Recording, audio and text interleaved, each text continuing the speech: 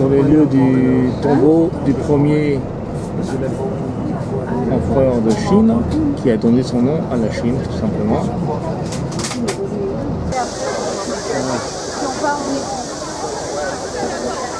Voilà, le premier empereur de Chine sur l'entrée, sur le parc. Il y a du monde là déjà, hein. On est déjà bien nombreux.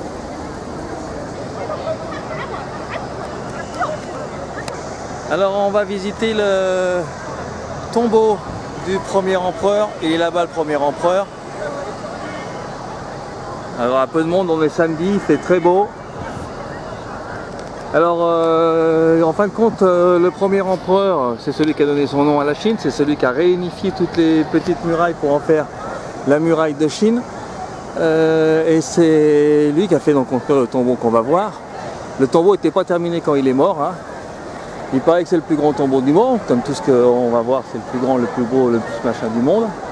Et ils n'ont retrouvé qu'une partie, le reste, tout n'est pas ouvert. Tout simplement parce que dès qu'ils découvrent, les couleurs s'en vont. Alors ils ont décidé de ne pas tout ouvrir. Il fait 50 km², je crois, d'après ce que la guide a dit. On va voir ça. Ça a été découvert par hasard il n'y a pas si longtemps. Parce que en fin de compte, ça a été recouvert. Ça fait une colline. Et c'est sous la colline que se trouve le tombeau. Et voilà, à l'entrée.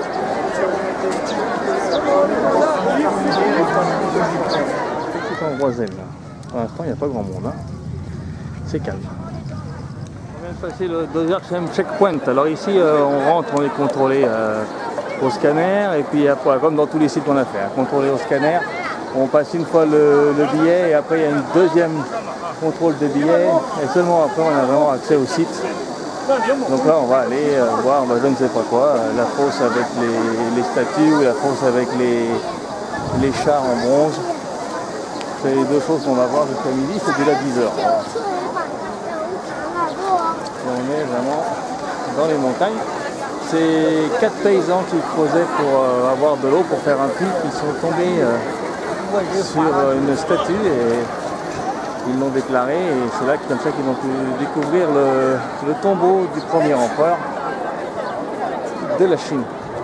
Et sa dynastie n'a fait que 15 ans parce qu'il voyait grand, il a fait dépenser beaucoup d'argent.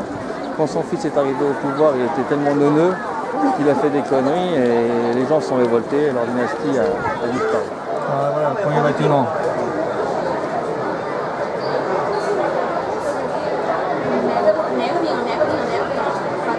Il y a un monde de dingue. On va pouvoir prendre quelques photos, mais pas facile, hein. Donc là, c'est la plus grande des salles, hein. C'est la première et c'est les plus grandes. Il y a 6000 soldats, mais ils en ont restauré que 1200. Les autres sont encore sous terre. Et ils ne vont pas les déterrer parce que dès qu'ils les déterrent, au bout de 48 heures, les couleurs sont là. Je ne sais pas combien de temps on va mettre pour faire le tour de scène, une fois qu'on sera rentré. Alors, il y a une partie, ça c'est des restaurés, hein, qu'on va voir en étant au point stratégique. Là-bas au fond, c'est où ceux qui font les restaurations des pièces une par une. Là c'est les pièces qu'on voit au plus près. Et là-bas au fond, normalement c'est des statues, mais on en verra qu'à la moitié parce qu'elles sont en voyage. Il y en a une avec des chevaux, mais elle est en voyage aussi, c'est-à-dire qu'il est présent dans d'autres endroits du monde. Là c'est l'endroit le plus compliqué pour avoir un accès à la meilleure vue panoramique.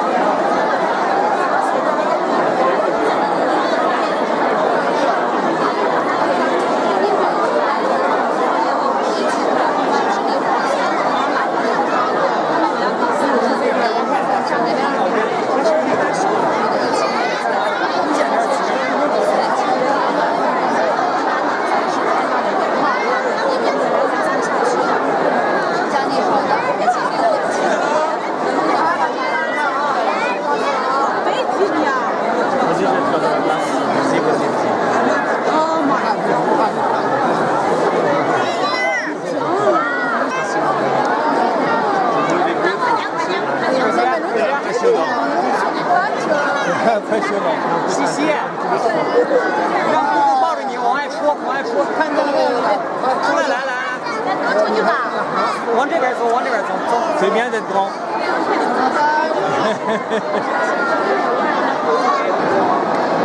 C'est bon, on arrive au bout.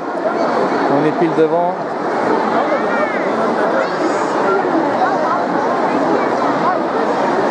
C'est très compliqué, mais on est pile devant.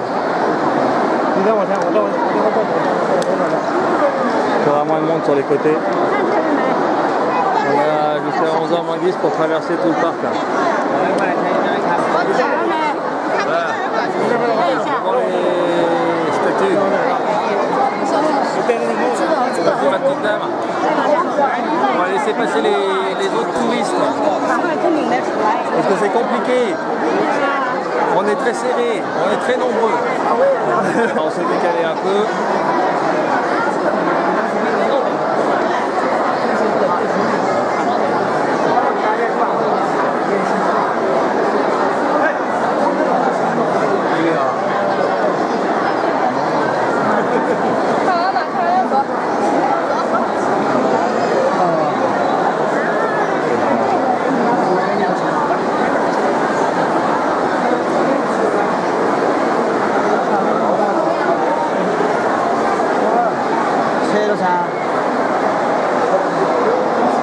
Ça c'est l'armée de l'empereur, parce que les Chinois croient qu'il y a une autre vie après la mort, donc l'empereur s'est équipé d'une armée pour aller dans l'au-delà. Alors les soldats font 1m90, 98 de hauteur, ils disent bah, ça a été exagéré pour que l'armée fasse peur dans l'au-delà. Ceux qui tournent le dos, là, c'est pour protéger ceux qui sont au milieu. Et c'est pareil là-bas derrière, mais on ne les voit pas, ils n'ont pas été découverts, c'est pour les protéger aussi.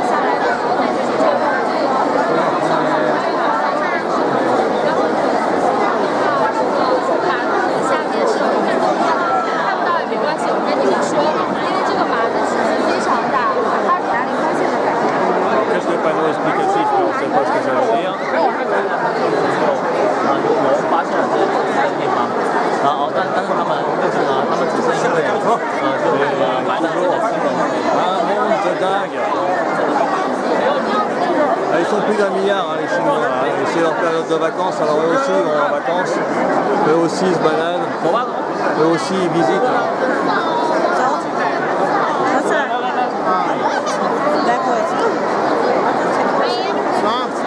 Donc là on arrive dans la partie moins rénovée, un peu tout cassé. Ils disent que pour tout rénover le site là il faudrait 200 ans. Là on voit bien qu'ils essayent de faire rénover les chevaux. Donc ça c'est toutes les parties où c'est qu'ils n'ouvrent pas parce que quand ils ouvrent, il n'y a plus rien. Ça perd toutes les couleurs.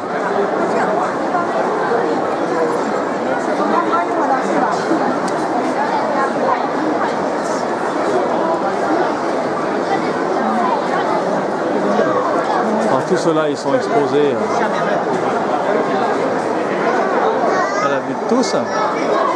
Comme les autres d'ailleurs, mais différemment. Et on va arriver en gros, c'est qu'on peut les voir le mieux au plus près. Donc quand les présidents étrangers viennent en visite ici, le musée est fermé bien sûr, eux ils peuvent descendre dans la fosse avec les statues. Nous bien sûr on ne peut pas. Alors là, il n'y a pas beaucoup de statues parce que c'est celles-ci qui partent en voyage à travers le monde. Et les emmènent dans différents musées. Donc là il y en a peu. C'est celles qui sont les plus éthérées, les plus près de nous.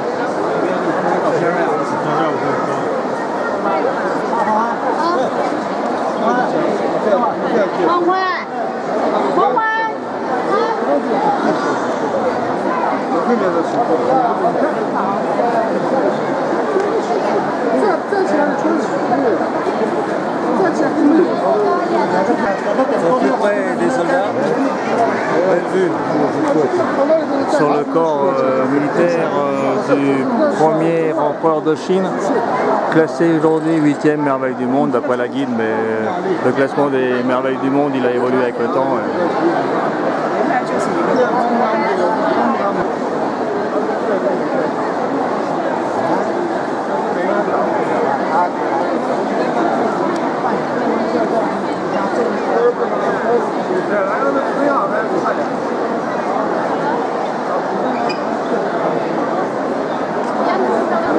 Alors, on essaye de poursuivre, de fendre la foule. On a réussi, on a fendu la foule. On est parti de là-bas au fond. C'est un monde incroyable pour prendre des photos. On est là. Alors là, normalement, il y a des chevaux avec une calèche. Et puis ben, là, elle n'est pas là parce qu'elle est en voyage. Donc au bout de ce grand hangar, l'atelier de restauration, ils restaurent sur place.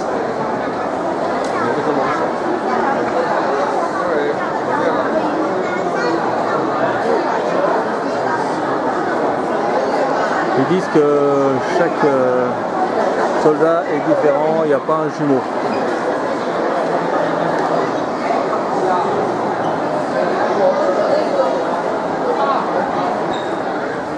Et on va passer au numéro 3 et on passera au numéro 2 après et au char en bronze ensuite. Alors ça a été construit ailleurs, les statues, c'est moulé avec de la terre et les têtes elles sont faites en bronze et elles sont rajoutées par la suite.